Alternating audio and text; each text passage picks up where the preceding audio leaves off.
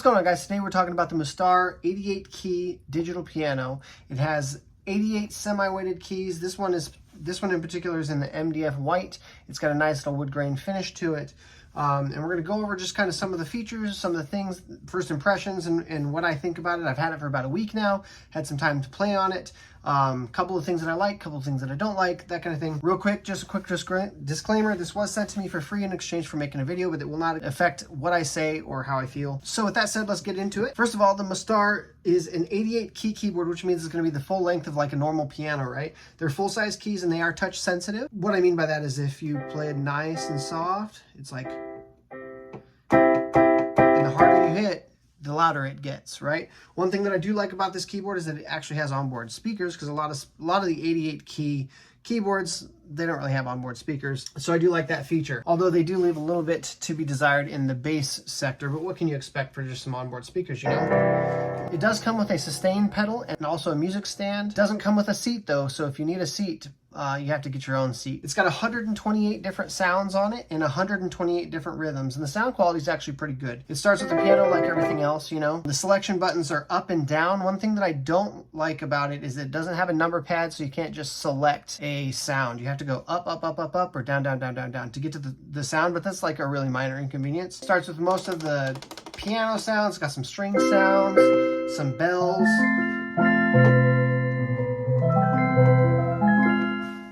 Other things like that. It's got a lot of sounds. It's also got 128 rhythms. The rhythms are a little bit tinny, but you know, for just an onboard keyboard, I think they sound pretty good. It's definitely something that you could do, you know, just to play around, kind of get some ideas and stuff like that. It's got a start and stop button. It will also record if you want to record. So the record function works by pressing the button. It's press and hold, and then you can record whatever you hold.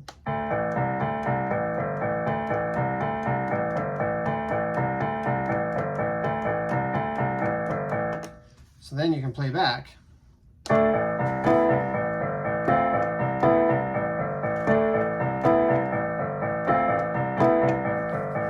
It's got a bunch of different demos, songs and stuff like that.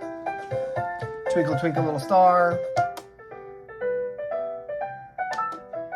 You know, standard demo type songs. So another couple things that I like that it has is you can connect with Bluetooth if you're doing like piano lessons or something like that, so that everything plays through the same sound and you're not listening to like your iPad up here and your keyboard over here. In addition to that, you can actually plug in some regular old headphones. That way it kind of keeps the noise down. So for being a wooden piano keyboard, it's actually pretty light. The keys, I will say, are not fully weighted like a piano. They're semi-weighted. So they're like spring weighted, not like hammer action weighted. So if you're looking for a piano feel, this is probably not going to do it for you. But if you want some semi-weighted sensitivity based keys, this will absolutely get the job done. It's also got a USB out, so if you're doing MIDI, you want to plug into like GarageBand or something else like that and use the audio tracks from that software program, you can absolutely do that through USB with this keyboard. Overall, it's pretty lightweight. You can pick it up and move it around. You can even travel with it. It does come with a travel case, and it also comes with a dust cover. Mine came purple with little frilly things. I probably won't use it too terribly much just because purple, but it does come with an awesome quality carrying case. You can pack the keyboard away. The stand folds up nice and small. It's relatively portable. One thing that is a drawback for me specifically is that the sustain pedal is specific to this keyboard. You can't plug in like a different brand's sustain pedal. It has a very specific plug on the back, so you are married to this brand for your sustain pedal. The sustain pedal holds keys like it should.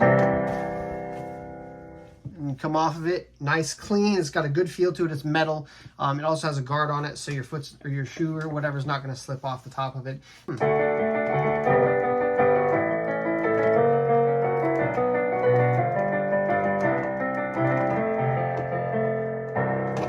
It plays great. Overall, I think my impression of this thing after using it for about a week now is that it's a pretty good keyboard, especially for the price. You get a lot of bang for your buck here. You get a full keyboard, which is important to me.